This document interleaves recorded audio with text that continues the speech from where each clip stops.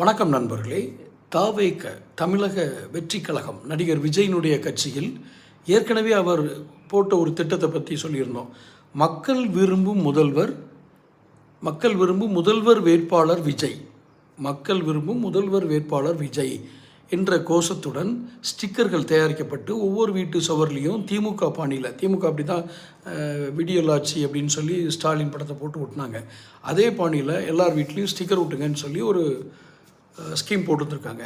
இதில் என்ன நடந்தது அப்படின்னா, விஜய் படத்தோட அந்த கட்சியினுடைய செயலாளர் ஆனந்த், புஷி ஆனந்த் என்று சொல்லப்படுகிற அவருடைய படத்தையும் சேர்த்து போட்டு ஒட்டிட்டாங்க. இது அவருக்கு கொஞ்சம் கோபத்தை ஏற்படுத்தியிருக்கு, யாருக்கு, விஜய்க்கு.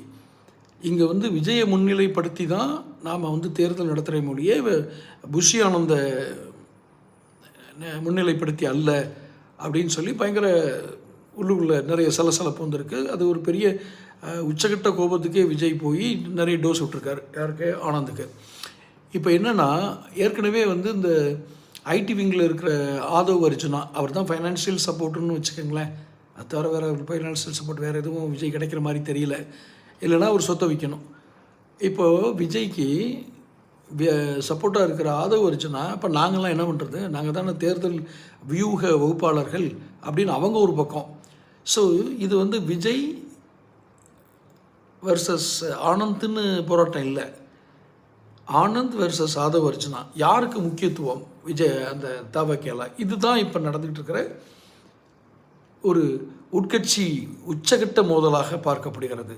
ஆரம்ப நிலை, இதை ஏன் நம்ம செய்தியாக போடுறோம்னா, ஆரம்ப நிலையில் இருக்க ஒரு கட்சிக்குள் தலைமையிடத்தில் இத்தனை குழப்பங்கள் இருந்தால் அடுத்து வழிநடத்தி செல்வதிலும் அது தொடர்ந்து பயணிப்பதிலும் பெரும் சிக்கல்கள் எழும். இப்படிப்பட்டவர்கள் எப்படி நாட்டை ஆளுகிறேன் என்று சொல்கிறார்கள், முதலமைச்சர் வேட்பாளராக விஜய் அறிவிக்கிறார்கள் என்று எனக்கு விளங்கவில்லை. இருப்பினும் தமிழக அரசியலை உற்று நோக்கி அவ்வப்போது நம் செய்திகளை வெளியிட்டு வருகிறோம்.